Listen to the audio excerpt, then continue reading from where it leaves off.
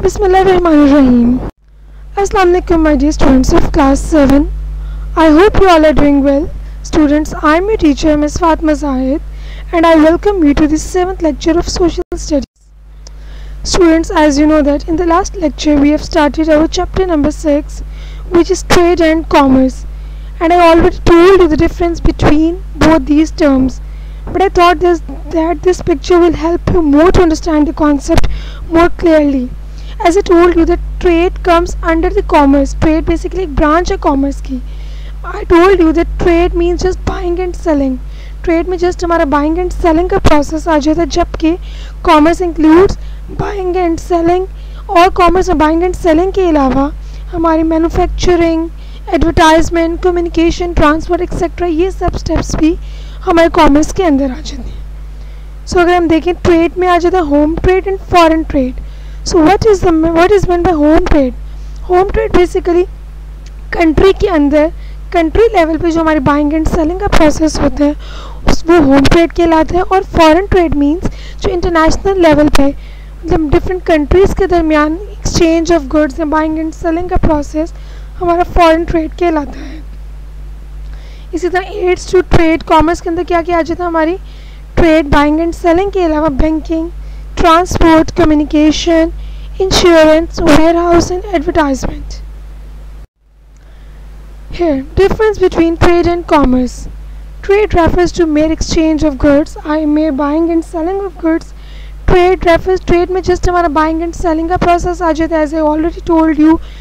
And on the other hand, Commerce refers not only buying and selling of goods, but also other activities such as transport, insurance, warehousing, banking and advertising, which helps buying and selling of goods. Commerce में buying and selling तो होती है, इसके अलावा और भी बहुत से प्रोसेस हैं जिसमें आ जाता है हमारा transport, insurance, banking, advertisement, manufacturing etcetera, जो कि हमारी बाइंग एंड सेलिंग को मज़ीद हेल्प करता है, एड करता है. Clear? Trade is a branch of commerce. Trade क्या है basically? Trade comes under commerce. Commerce की एक ब्रांच है. Whereas commerce is the branch of business, और कॉमर्स बिजनेस की ब्रांच है और ट्रेड कॉमर्स की ब्रांच है. The scope of commerce is wider than that of trade. Commerce का स्कोप ट्रेड से बहुत ज़्यादा है, क्योंकि कॉमर्स में बहुत ज़्यादा स्टेप प्रोसेस आ जाते हैं, जबकि ट्रेड में just buying and selling, that's it. Okay students, before starting our today's lecture, let me give you an overview of previous lecture. कि हमने लास्ट लेक्चर में क्या पढ़ा था, एक दफ़ा उसको रिकॉल कर लेते हैं. So we have read these terms. Trade हमने पढ़ा था. ट्रेड क्या होता है? Buying and selling. नेक्स्ट हमने पढ़ा था कॉमर्स. कॉमर्स क्या होता है? जैसे ऑलरेडी टोल्ड यू, कॉमर्स में बाइंग, सेलिंग, एडवर्टाइजमेंट, मार्केटिंग, ये सब चीज़ें आ जाती हैं. और इम्पोर्ट्स क्या होता है? इम्पोर्ट्स बेसिकली जो चीज़ें हम दूसरे ममालिक से ख़रीदते हैं वो हमारी कहलाती हैं इम्पोर्ट्स. एंड एक्सपोर्ट्स बिल्कुल ऑपोजिट, जो चीज़ें हम दूसरे मुल्कों में भेजते हैं, सेंड करते हैं, सेल करते हैं, वो हमारी कहलाती हैं एक्सपोर्ट्स. नेक्स्ट टर्म हमने पढ़ी थी balance of payment. Balance of payment क्या था? Value of exports and imports which are set against each other. Balance of payment की हमने दो टाइप्स पढ़ी थी. First one is positive balance of payment and second one is negative balance of payment. Positive balance of payment में हमने पढ़ा था कि जब हमारी इनकम ज़्यादा होती है और हमारे अखराजात यानी कि एक्सपेंडिचर्स कम होते हैं, तो it's mean it is a positive balance of payment.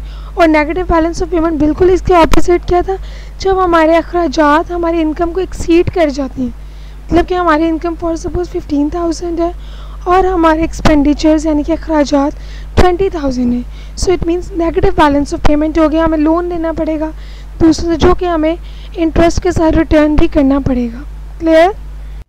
Here on the right side you can see the images, the image given below.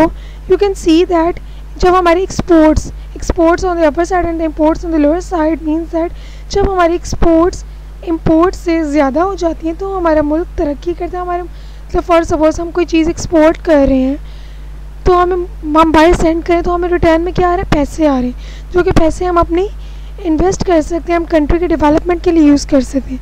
जबकि इंपोर्ट के लिए क्या होगा? जितनी ज़्यादा इंपोर्ट होगी उतनी ज़्यादा हमें पैसे खर्च करने पड़ेंगे, तो इससे हम अपनी कंट्री पे स्पेंड नहीं कर सकते, कंट्री के डेवलपमेंट के लिए नहीं यूज़ किए जा सकते. Clear? Okay, now comes to our today's lecture. Open to page number 32. International trade. First of all, let me tell you what is international trade. As you can see on the image at the right side, the exchange of goods and services between countries. किसी भी countries के दरमियान चीज़ों का exchange होना क्या कहलाता है? International trade. ठीक है. इंटरनेशनल एक तो हो गया होम, जो हमने पीछे पढ़ा फॉरेन ट्रेड. फॉरेन ट्रेड और इंटरनेशनल ट्रेड वही सेम चीज़ है.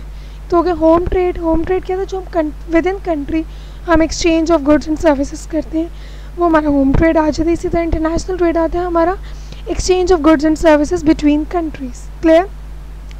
Okay, let's read. International trade is the exchange of goods and services across international borders or countries because there is a need or want of goods or services. International trade क्या होता है? Goods and services का exchange between countries. क्यों के exchange? क्योंकि दूसरी countries में चीज़ों की ज़रूरत होती है.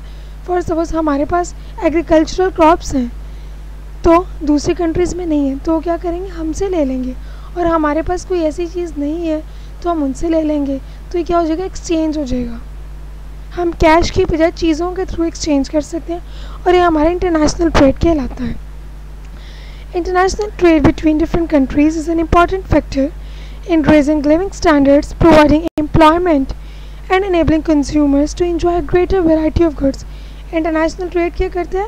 इंटरनेशनल ट्रेड एक बहुत इंपॉर्टेंट फैक्टर, बहुत इंपॉर्टेंट ज़रिए लोगों का लिविंग स्टैंडर्ड इम्प्रूव करने में. It provides employment. Employment means लोगों को रोज़गार मुहैया करते हैं. लोगों को रोज़गार मुहैया करते हैं और कंज्यूमर्स को जो चीज़ें कंज्यूमर्स कहते हैं चीज़ें प्रोड्यूस कर रहे थे वो डिफरेंट वैरायटी ऑफ थिंग्स को भी इंजॉय कर सकते हैं. क्लियर? सो ओवरऑल क्या था? International trade goods and services का एक्सचेंज होना बिटवीन कंट्रीज़ कहलाता है इंटरनेशनल ट्रेड. और ये बहुत ज़्यादा इंपॉर्टेंट फैक्टर है. इससे लिविंग स्टैंडर्ड इम्प्रूव होता है, लोगों को रोज़गार मुहैया होता है. Clear? Okay, here is an example of international trade. Here you can see that there are two countries, country X and on the right side country Y. Country X is poor and the country Y is rich. Country X बहुत गरीब है, country Y क्या बहुत अमीर है. अब country X क्या करती है? वो एग्रीकल्चरल क्रॉप्स वगैरह प्रोड्यूस करती है. जैसे आप देख रहे हैं produce rice at cheaper cost. वो चावलों को प्रोड्यूस करती है. सारे जब हम चीज़ प्रोड्यूस करते हैं हमारी इसमें बहुत कम पैसे लगते हैं, बजाय इसके कि जब हम दूसरे ममालिक से ख़रीदते हैं तो हमें बहुत कॉस्टली पड़ती है. तो कंट्री के एक्स क्या करती है? चावलों को प्रोड्यूस करती है और उनको बेच देती है कंट्री वाई को, जो कि बहुत अमीर है. तो कंट्री वाई अब क्या करती है? कंट्री वाई चावलों के बदले उसकी कीमत अदा करती है कंट्री एक्स को. एक्सचेंज हो गया. तो इस तरह से कंट्री एक्स के पास भी पैसे आ गए. So now the both countries becomes richer. Clear? This is basically the concept of international trade explained through the example. Okay. No country in the world can produce everything it needs for its people. दुनिया में कोई भी ऐसी country, कोई भी ऐसा मुल्क नहीं है जो कि हर चीज़ प्रोड्यूस कर सके जो कि उसके लोगों की ज़रूरत है. Is it possible for a country to produce everything? No, it is not possible. Even it can grow enough food and there are only 5 countries on the earth that can do that. It still needs machinery, oil, motor vehicles, raw materials, electronics and thousands of other things. वो कहते हैं कि अगर एक country बहुत ज़्यादा मकदार में फूड ग्रो कर रही है, क्रॉप्स वगैरह ग्रो कर रही है, और ऐसा भी है कि उस ज़मीन पे 4-5 ही ऐसे ममालिक हैं जो कि फूड को ग्रो कर रही हैं, लेकिन फिर भी ऐसा होगा कि उनको और बहुत सी चीज़ों की ज़रूरत होगी जो कि उनके पास नहीं होंगी. फूड तो उनके पास एक्सेस क्वांटिटी में है, लेकिन उनके पास और बहुत सी चीज़ें जो कि नहीं हैं. सो जस्ट लाइक मशीनरी होगी, ऑयल होगी, मोटर व्हीकल्स होगी, raw materials, electronics and thousands of other things etcetera. Just like अगर हम पाकिस्तान अपनी कंट्री की एग्जांपल ले लें, हमारी कंट्री के बाद देखा जाए तो सब कुछ है, लेकिन फिर भी कुछ ऐसी चीज़ें हैं जो कि हम बाहर से इंपोर्ट करनी पड़ती हैं. जस्ट लाइक अगर हम देखें एग्रीकल्चरल क्रॉप्स बहुत ज़्यादा हैं हमारे पंजाब में. तो Punjab is known as the heartland of agriculture. मतलब हमारे मुल्क में बहुत ज़्यादा क्रॉप्स ग्रो करती हैं. हम क्या करते हैं? क्रॉप्स को दूसरे ममालिक में एक्सपोर्ट कर देते हैं. अब हमारे कंट्री में गैस भी है, ईच एंड एवरीथिंग है, लेकिन जो मेजर चीज़ हमारी कंट्री में नहीं, ऑयल. ऑयल कहाँ से हम इंपोर्ट करते हैं? सऊदी अरेबिया से. सो इसी तरह से कोई ना कोई ऐसी चीज़ होती है जो कि कंट्री के पास नहीं होती, जो कि उसको इम्पोर्ट करनी पड़ती है। Clear? Trading between countries can be much like buying and selling for a home. वो कहते हैं किसी भी कंट्रीज़ के दरमियान ट्रेडिंग बिल्कुल इसी तरह जिस तरह हम घर के लिए कुछ चीज़ें खरीदते हैं या बेचते हैं।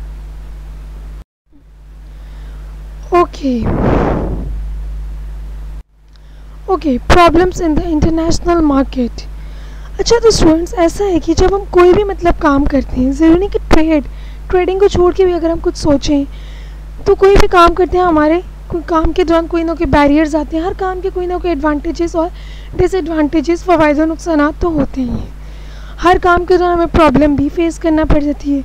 अब ज़रूरी नहीं कि प्रॉब्लम आ गई तो हम उस काम को गिव अप कर दें, हर प्रॉब्लम का सोल्यूशन भी फाइंड आउट किए जा सकते हैं। सो इसी तरह से इंटरनेशनल मार्केट में इंटरनेशनल ट्रेडिंग के दौरान भी कुछ प्रॉब्लम्स फेस की गई जिनके सोल्यूशंस भी फाइंड आउट कर लिए गए।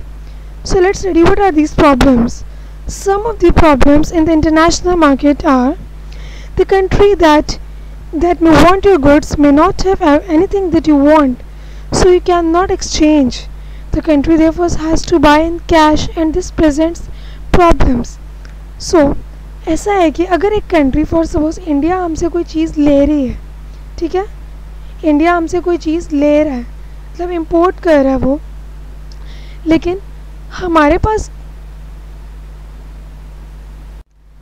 क्या कहा मैंने आपको, फॉर सपोज इंडिया हमसे कोई चीज़ ले रहा है, ख़रीद रहा है, लेकिन हम जो चीज़ लेना चाह रहे हैं वो इंडिया के पास नहीं है, तो एक्सचेंज तो नहीं हो सकता ना ये, क्योंकि अगर जो हम चीज़ चाह रहे हैं वो इंडिया के पास होती तो हम दोनों ममालिक अपनी चीज़ों को एक्सचेंज कर लेते। तो अब तो प्रॉब्लम आ गई, इंडिया के पास वो चीज़ ही नहीं। अब हम क्या करेंगे, इंडिया को कैश पे करना पड़ेगा अपनी चीज़ ख़रीदने के लिए। सो स्टूडेंट्स, इसकी एग्जांपल हम इस तरह से भी ले सकते हैं। आप और आपकी फ्रेंड हैं, आपके फ्रेंड को एक पेंसिल की ज़रूरत है, सो आपके पास एक्स्ट्रा पेंसिल, आप तो उसको दे देंगे, लेकिन अब आपको इरेज़र की भी ज़रूरत है और वो इरेज़र उसके पास नहीं है, तो व्हाट यू विल डू, आप क्या करेंगे उसको। सो अब आप एक्सचेंज तो नहीं कर सकते ना, क्योंकि इरेज़र तो उसके पास है नहीं, तो क्या करेंगे, वो आपको पेंसिल की पेमेंट पे करेंगे, कैश देंगे। सो इस तरह से प्रॉब्लम्स के सोल्यूशन फाइंड आउट किए जा सकते हैं। Okay, the next problem is buying at home you use the same currency in Pakistan, rupees of course. कि हम अगर कंट्री लेवल पे ट्रेडिंग करते हैं तो हम ज़ाहिर ऑफ कोर्स पाकिस्तान में कौन सी करेंसी यूज़ होती है, of course rupees. In worldwide trading, each country has its own currency and the value of this compared with other currency changes from day to day, often from hour to hour. अब देखिए, अगर हम country level पे चीज़ें exchange कर रहे हैं, trade कर रहे हैं, तो हम ऑब्वियसली अपनी करेंसी में देंगे, रुपीज़ में। लेकिन अगर हमें ऑल ओवर द वर्ल्ड अगर इंटरनेशनल लेवल पे ट्रेड करना पड़ता है, और ऑब्वियसली बात है हर कंट्री का डिफरेंट करेंसी है, पाकिस्तान की रुपी है, कहीं डॉलर है, कहीं पाउंड है, इस तरह से डिफरेंट करेंसीज़ हैं, तो फिर तो प्रॉब्लम आ जाएगी, क्योंकि डिफरेंट करेंसीज़ की वैल्यूज़ डेली बेसिस पे, इनफैक्ट आवर्स टू आवर्स मतलब चेंज होती रहती हैं, चंद घंटों में करेंसी की वैल्यू चेंज होती रहती है। तो इस प्रॉब्लम का हल निकाला किस तरह से कि इंटरनेशनल ट्रेड के लिए सिर्फ एक ही करेंसी यूज़ की जाएगी। वो कौन सी currency? Yes, it is US dollar. International level पे अगर हम ट्रेड करते हैं तो हम सिर्फ डॉलर्स में ही कर सकते हैं। Today this problem is solved by agreeing to use one currency for international trade, the most common being the US dollar. So हम इंटरनेशनल ट्रेड के लिए कौन सी करेंसी यूज़ कर सकते हैं? Yes, we can use only US dollar at international level. Okay students, our chapter came to an end. Now comes to the question answers part. Question number 2. How many rupees would you get for US dollar 10 pounds sterling, 50 Saudi riyals, 100 Japanese yen, 50 Iranian riyals and 10 Singapore dollars and 10 euros. Students वो कह रहे हैं, इन्होंने कुछ currencies दी, उन currencies की भी कुछ वैल्यूज़ दी, जस्ट लाइक US डॉलर 10। खाली उन्होंने US डॉलर की वैल्यू नहीं पूछी, उन्होंने पूछा कि अगर 10 US डॉलर्स होंगे तो हमारे पाकिस्तानी रुपये में वो कितने बन जाएंगे। स्टूडेंट जैसे मैंने नीचे एक टेबल बनाया हुआ है, आप देख सकते हैं इस तरह से। You have to draw table in your copies. आपने 2 कॉलम्स बनाने, एक साइड पे आपने करेंसीज की हेडिंग देनी है, on the right side you have to write the heading of value in Pakistani rupees. इसी तरह से लेफ़्ट साइड पे जो जिन्होंने पूछा हुआ है US dollar 10, 10 sterling, 50 Saudi riyals, 100 Japanese yen, ये आप सारे लाइन वाइज लिखेंगे नंबरिंग में, क्लियर। और देन ऑपोजिट साइड पे आप इनकी वैल्यूज़ लिखेंगे कि पाकिस्तानी रुपीज़ में ये कितने बनते हैं। जस्ट लाइक US डॉलर 10, अब US डॉलर तो हमारा है 169 रुपीज़ का। अब अगर हम 10 US डॉलर्स देखेंगे तो कितने बन जाएंगे? Yes, it will be equal to 1690 rupees. इसी तरह से अगर 10 पाउंड स्टर्लिंग की बात करें, 1 pound sterling is equal to 221.5, और हम 221.5 को 10 से मल्टीप्लाई करेंगे क्योंकि हमें 10 पाउंड स्टर्लिंग की वैल्यू फाइंड आउट करनी है, तो it will be equal to 22,150। So students, इसी तरह से आपने सब करेंसीज की वैल्यूज़ फाइंड आउट करनी है।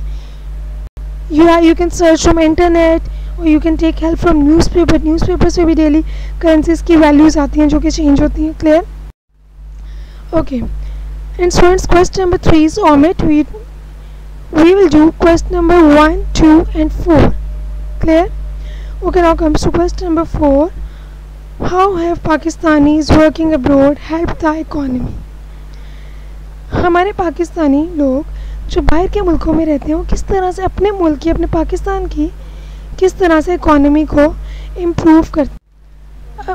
अब होता क्या है, हमारे पाकिस्तानी ऑब्वियस बात है, जो पाकिस्तानी बाहर के मुल्कों में जाते हैं, क्यों जाते हैं?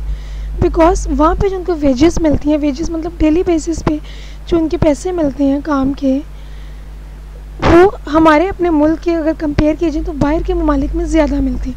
सो यही एक रीज़न है कि पाकिस्तानी से अब्रॉड मतलब बाहर के ममालिक में काम के लिए ज़्यादा जाते हैं।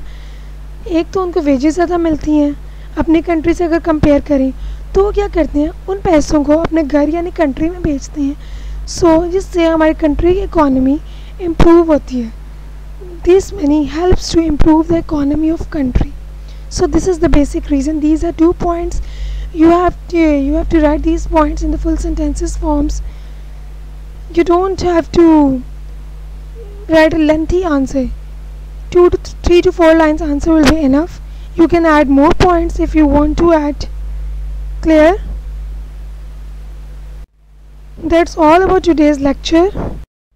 Now your diary is, you have to do these 2 questions which we have discussed in the class, question number 2 and 4 on your copies, plus also you have to learn these questions. Well students, that's all about today's lecture. Hopefully you will get it easily. If you have any problem, you can ask in the groups. Thank you. Allah Hafiz.